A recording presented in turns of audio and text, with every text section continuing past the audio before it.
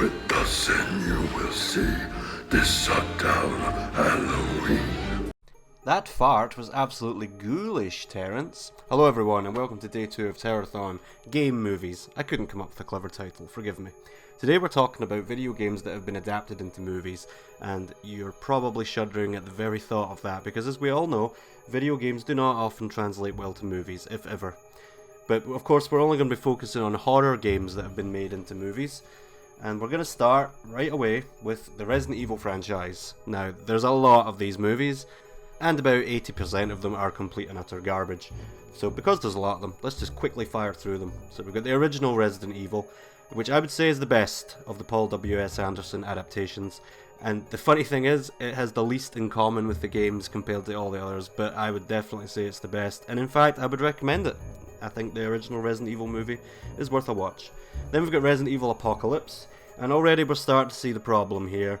Paul W.S. Anderson has given his wife Mila Jovovich far too much screen time, and she's essentially ruining it. Not her herself, she's a lovely woman, but the character of Alice sucks, and spoiler alert, Nemesis turns good. What the fuck were they thinking?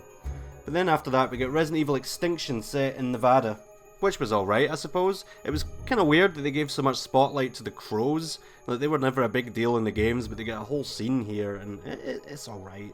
But we've got Ian Glenn playing the William Birkin stand-in, you know, Joro the Andal himself, so that immediately elevates the movie. Next we've got Resident Evil Afterlife. Now, the only part I can really remember about this is that they recreated a scene from Resident Evil 5, almost shot for shot, and I don't want to spoil it for those who haven't seen the movies or played the games, but it's really faithful, but that's really the only reason to watch it. Just watch that scene on YouTube and call it a day. Then we've got Resident Evil Retribution. Now, it must be said that Li Bingbing, who plays Ada Wong, does a phenomenal job. In fact, if I was to picture Ada Wong in a movie, this is exactly how she would look and sound. In fact, I actually had to look it up to see, is that Ada's voice actress? Because she sounds exactly like her. But apart from that, no reason to watch this. Resident Evil The Final Chapter, this is just atrocious. The CGI is laughable, the action makes no sense, and the series' iconic villain Albert Wesker is killed. How does he die? A door falls on his leg. Bravo. Bravo. And then finally for the live action movies we've got Welcome to Raccoon City. It's fucking terrible, man. It's like a music video. It's one long music video. That's what the budget is like. The acting is atrocious. It's not funny, it's not scary. There's no reason to watch it. It's just awful. And I'm kinda nervous about a Code Veronica movie by the same director. Now we have two movies directed by the German director Uwe Boll, who has a bit of a reputation for not delivering on his movies. He did Alone in the Dark and House of the Dead. Both, again, like music videos, really bad.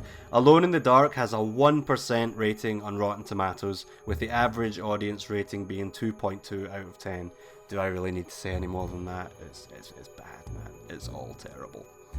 And then we come to what I believe to be the best adaptation of a video game to a movie ever, Silent Hill. It doesn't copy the original game's plot exactly, but there's plenty there that's very similar. There's some elements from Silent Hill 2 in there, like Pyramid Head, for example, of course. And it's a bit too long, that's my only complaint with Silent Hill, but otherwise it captures the atmosphere and feel of the games perfectly. And what I love is they actually used the Silent Hill game soundtracks for the movie soundtrack. They didn't try to change it, and it works very well. I highly recommend the Silent Hill movie.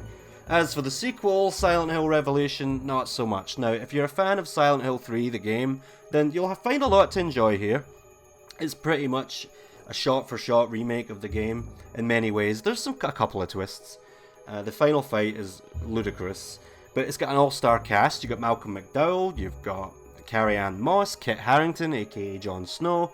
It's good stuff if you're a fan, but the CGI is really bad, and you know, if you want just a taste of what this movie's like, watch the music video for You're Not Here.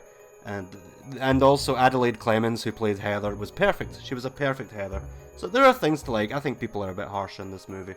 But we're also talking about a movie that uses a Pop-Tart for a jump scare. Yeah. And that's it, a choice selection of game movies. I didn't cover them all. We've got Doom, for example, Blood Rain, but I haven't seen them and I don't know enough about the movies to really comment. Thank you very much for watching. See you tomorrow.